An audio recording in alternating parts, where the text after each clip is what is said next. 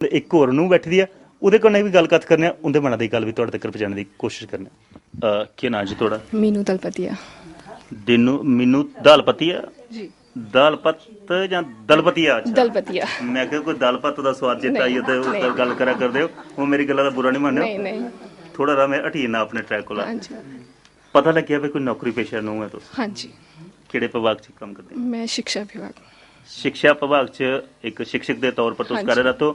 ਇੱਕ ਗੱਲ ਖਾਸ ਕਰੀਏ, हाँ जी शिक्षक ਦਾ ਬੜੇ ਵੱਡੇ ਰੋਲ ਹੁੰਦੇ ਸਮਾਜ ਨੂੰ ਸੁਧਾਰਨੇ ਦਾ जी ਤੇ ਜਿਹੜੇ ਸਿੱਖਿਅਕ ਬਣੀਆਂ ਉਹ ਤੇ ਸਕੂਲਾਂ ਦੇ ਬੱਚੇ ਨੂੰ ਤੇ ਸੁਧਾਰਨਾ ਤੇ ਕੁਝ ਘਰਾਂ 'ਚ ਵੀ ਹੁੰਦਾ ਭਈ ਕੁਛ ਹੈਗੀ ਨਵੀਂ ਰਾਹ ਪਰ ਪਾਇਆ ਜਾਣਾ। जी ਜਿਹਾਂ ਗੱਲ ਚਲਾ ਕਰਦੀ ਪਈ ਪੁਰਾਣੇ ਟੋਕਦੇ ਨੇ ਬੜੀ ਗੱਲਾਂ ਤੇ ਸਿੱਖਿਅਕ ਤੇ ਸਮਝਾਈ ਲੈਂਦਾ ਆਪਣੇ ਤਰੀਕੇ ਨੇ। ਤੁਸੀਂ ਕਿਵੇਂ ਕਾਬੂ ਕੀਤਾ? मैं जिस घर च आई ना उस घर च टोटली इलिटरेट फैमिली ही। एक मेरे फादर इन लॉ जड़े न वो है टीचर और मेरी mother in law totally illiterate न।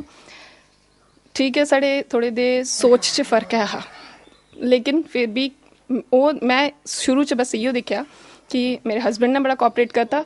मैं इो देखा कि वो तो ऊपर मेरे लेवल पर नहीं आई सकते लेकिन मिगी उनके लेवल पर चाहिए फिर थोड़ा जिहा ट्रैक बदलन पौना और मैं उनके लेवल पे जाइए फिर उन्हें भी अपनी सोच करने थोड़ा थोड़ा मिलाने की कोशिश करती।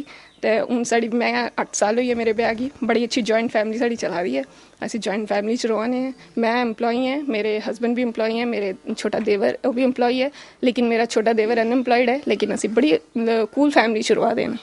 ਵੱਡੀ ਗੱਲ ਆਖਣ ਦਾ ਕਿ ਮੂਲ ਮੰਤਰੀ ਹੈ ਆਪੂਗਾ ਤੁਸੀਂ ਥੋੜਾ ਰਾ ਨੀਵਾ ਹੋ ਤੇ ਜਾਂ ਕਿ ਸਮਾਜ 'ਚ ਘਰਾਂ ਦਾ ਜਿਹੜਾ ਨਾਂ ਉੱਚਾ ਹੁੰਦਾ। हाँ जी ਪਰ ਕਈ ਸੋਚਦੇ ਨੇ ਵੀ ਕੀ ਅਸੀਂ ਥੱਲੇ ਹੋਣਾ ਅਸ ਪੜ੍ਹੇ ਲਿਖੇ ਦਿਆਂ ਕਾਲਰ ਚੁੱਕੀ ਹੈ ਕਿ ਹੋਣਾ ਚਾਹੀਦਾ। नहीं अगर असी ये सोच रखे तो फिर तो ये जनरेशन गैप और तुसी अपनी फैमिली च फ्रिक्शन पैदा करा दे। ਜੀ इसी फ्रिक्शन की दूर करने की जड़ा ऊपर लेवल पर है वो अगर नीचे लेवल पर आग तो वही उस लेवल की फिर धीरे धीरे उसे ऊपर ले जाई सकता। ਠੀਕ ਉਹ ਚੁੰਬਕੀय ਸ਼ਕਤੀ ਜਿਹੜੀ ਹੈ वो ਉਹ सी लेकिन अगर नीचे वाले लेवल को तुम एक्सपेक्ट नहीं कर सकते कि वो ऊपर वाले लेवल पर डायरेक्ट ही पुजी आग उसी चुकन पौना ताइयों तुम ऊपर लेवल पर पुजी सकते हो। ਇੱਕ ਗੱਲ ਖਾਸ ਕਰੀਏ ਹੋਰ ਬੱਚੀਆਂ ਗ੍ਰਾਂ ਵਿੱਚ ਅਸ ਦਿਖਣੇ ਮਤੇ ਸਾਰੇ ਲੋਕ ਜਿਹੜੇ ਨੇ ਉਹ ਘੱਟ ਪੜ੍ਹੇ ਲਿਖੇ ਦੇ ਹੁੰਦੇ ਨੇ ਪਰ ਇੱਕ ਪੜ੍ਹੀ ਲਿਖੀ ਦੀ ਨੂੰ ਅਗਰ ਗ੍ਰਾਂ 'ਚ ਆਵੇ ਉਹਦਾ ਇੱਕ ਫਰਜ਼ ਹੋਰ ਬਣਦਾ ਕਿ ਉਸ ਗ੍ਰਾਂ ਦੀ ਜਨਾਨੀ ਦੀ ਇਕਜੁੱਟ ਕਰੀਏ ਕੋਈ ਇੱਕ ਐਸਾ ਸਮੂਹ ਬਣਾਇਆ ਜਾਏ ਕਿ ਕੋਈ ਕੰਮ ਧੰਦਾ ਲਾਈ ਦਿੱਤੀਆਂ ਜਾਣ ਜਿਹੜਾ ਵਿਹਲਾ ਟਾਈਮ ਇੱਕ ਦੂਜੇ ਦੀ ਪਰੋਖ ਕਰਦੇ ਨੇ ਉਸ ਪਰੋਖਿਆਂ ਕੋਲ ਬਚੀ ਜਾਣ ਕੋਈ ਕੰਮ ਧੰਦਾ ਕਰਨ ਘਰਾਂ ਵਿੱਚ ਕਰਨ ਤੇ ਜਿਹਦੇ ਕਨੇ ਉਹਦਾ ਸਮੇਂ ਵੀ ਬਤੀਤ ਹੋਈ ਆ ਤੇ ਖਾਸ ਕਰੀ ਉਹ ਘਰਾਂ ਦੀ ਜਿਹੜੀ ਟੁੱਕ ਭੜੁਕੀ ਉਹ ਵੀ ਬਚੀ ਸਕੇ।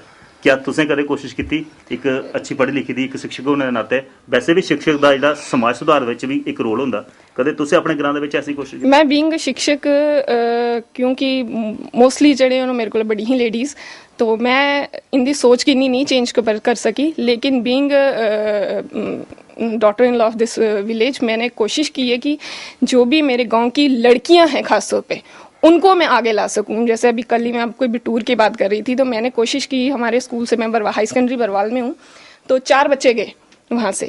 एक हमने उत्तरी का भेजा यहाँ पे क्योंकि लोकेशन वाइज स्कूल है हाई सेकेंडरी है 3-4 स्कूलों विलेजेस की है तो एक तो मैंने भेजा उत्तरी का एक बरवाल का। मैक्सिमम क्या था बरवाल का स्कूल है बरवाल में स्कूल है तो वहाँ के बच्चे ज़्यादा जाते हैं तो इस बार मैंने कि 2 लड़कियाँ जंडोर की भेजी। तो कहा नहीं इस बार 2 लड़कियां जंडोर की ही जाएंगी ताकि हमारी लड़कियों को चांस मिले मैक्सिमम आगे आने का और उनको जो है वो एक्सपोजर मिले बाहर जाने का क्योंकि इन लड़कियों को शायद बाहर जाने का बाद में मौका ना मिले।